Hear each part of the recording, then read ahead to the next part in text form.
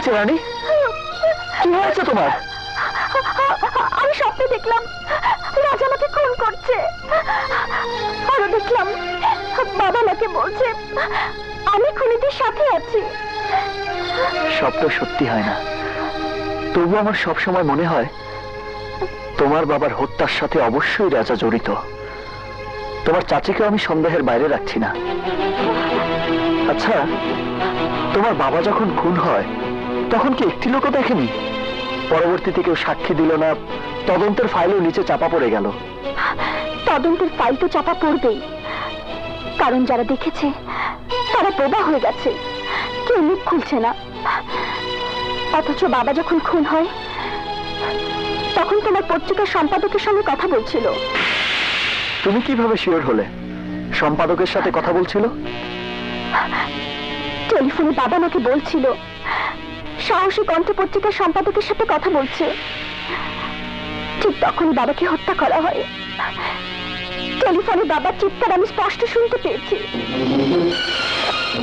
আমার বাবার মৃত্যুর পর আরেকটি লোক আমাদের বাড়ি ছেড়ে চলে গিয়েছিল, চাকর আজিজ। আমাদের খুব বিশ্বাসী ছিল। আমি সেই লোকটিকে রাজার আস্থানে দেখেছি, আরো দেখেছি তোমার সম্পাদককে, আর দেখেছি আমার আপন চাচিকে। পেয়ে গেছি, তোমার চাচি মনে হয় তোমার বাবাকে খুন করিয়েছে। খুন দেখেছে সম্পাদক, দেখেছে চাকর আজিজ।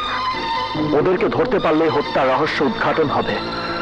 যে করে হোক তুমি আজিজকে হাজির করো, আমি সম্পাদককে হাজির করছি। কোথায় হাজির করব? মন্ত্রীর সামনে, তাহলে সব সমস্যার সমাধান হবে। যে মন্ত্রীকে তুমি সন্দেহ করছো সেই সন্দেহের অবসান হবে। খুঁজে পাবো আসল খুনিকে। খুঁজে পাইতেছি না একটাও। হামিদ, দেখ তো কেটাকে করে।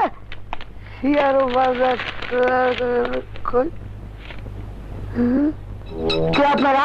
হ্যাঁ, এই সে আজিজ। অনুমতি সাড়ে দিকে বলছেন। আমাকে তুমি ভালো করে চেনো।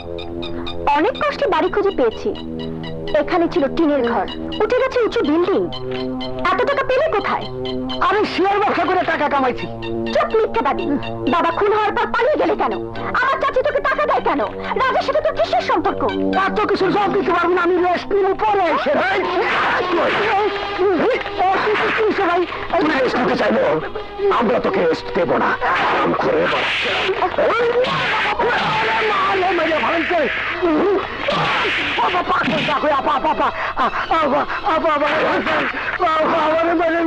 আমি ডায়াবেটিক্স রোগী, আমি সব করে দেবো। আমার কাছে সব প্রমাণ আছে।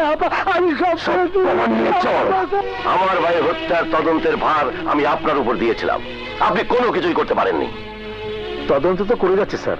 আর কত বছর তদন্ত করবেন? একজন মন্ত্রী হয়ে আমি যদি বিচার না পাই তাহলে সাধারণ মানুষের কি অবস্থা আমি ভাবতেও পারি না। স্যার, সাক্ষী যদি ভয়ে সাক্ষী দিতে না আসে তাহলে তো মামলা কোনো ক্লুই থাকে না। খুনিদের কিভাবে চিহ্নিত করবো স্যার বলুন? আপনার মতো অফিসার যদি সততার সাথে হত্যার তদন্ত করত তাহলে সহজে খুনিদেরকে গ্রেফতার করা যেত, সাক্ষী পাওয়া যেত, সুবিচার পাওয়া যেত। সুলতান, তুমি বড্ড বাড়াবাড়ি করছো। স্যারের সামনে আমাকে অপমান করছো। তুমি পারবে একজন সাক্ষী জোগাড় করে দিতে? পারবো, অবশ্যই পারবো। স্যার, আপনার ভাই যেদিন খুন হয় সেদিন সেই মুহূর্তে সাহসী কণ্ঠ পত্রিকার সম্পাদক মনোয়ার সাহেব সেখানে উপস্থিত ছিলেন। হ্যাঁ, আমি উপস্থিত ছিলাম, সবকিছু দেখেছি। তাহলে এতদিন কেন মুখ খোলেননি? নিরাপত্তার অভাবে। আমি জানি সাক্ষী দেওয়া মাত্র আমি খুন হবো, আমার পরিবার খুন হবে। না, খুন হবেন না। বলুন, বলুন কে খুন করেছে আমার ভাইকে?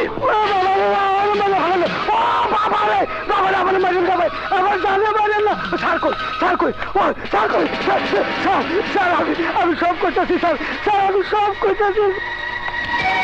আমি আপনাকে পুরনো চাকর আজিজ, অনেক কিছু সাক্ষী।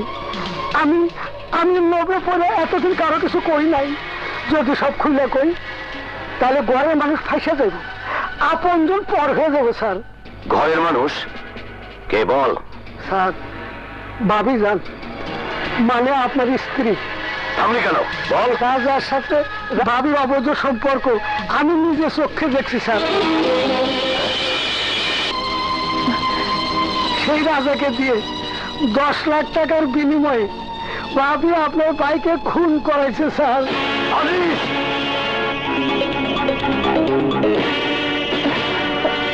আমি জানি আপনি বিশ্বাস করবেন না, সম্পাদক সাহেব খুনের সময় ওই ঘরে ছিল। স্যার এই দেখেন, আমি সব ছবি তুলে রাখছি স্যার।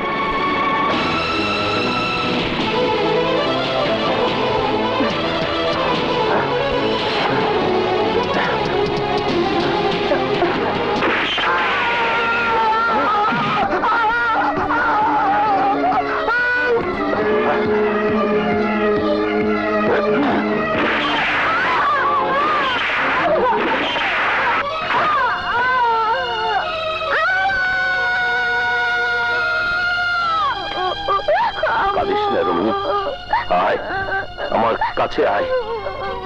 ওকে ছবি না, ও পাপী। ওর সাথে সংসার করে আমিও পাপী। তাই তাই নিজ হাতে ওই দুষ্কৃতী খুনি স্ত্রীকে আমি খুন করলাম। চাচা, তোমাকে আমি ভুল বুঝেছিলাম, কিন্তু তুমি এ কি করলে? আমি ঠিকই করেছি। এতদিন যে পাপ ঢাকা পড়ে গিয়েছিল, আজ সেই পাপীদের চেহারা বেরিয়ে এসেছে। আমি শুধু এখন রাজাকে চাই। স্যার, আমি পুলিশের পোশাক পরে অনেক অন্যায় করেছি। আজ আমি শপথ করছি, হয় রাজাকে গ্রেপ্তার করব, নয় নিজেই খুন হব। আর দেরি নয় স্যার, অতি শীঘ্রই যদি ওই সন্ত্রাসী রাজা ধরা না পড়ে, তাহলে আরো অনেক রক্তপাত হবে, অনেক যুদ্ধ হবে। আপনি দোয়া করবেন স্যার, যেন খুব শীঘ্রই ওই খুনি দালাল রাজাকে ধ্বংস করতে পারি।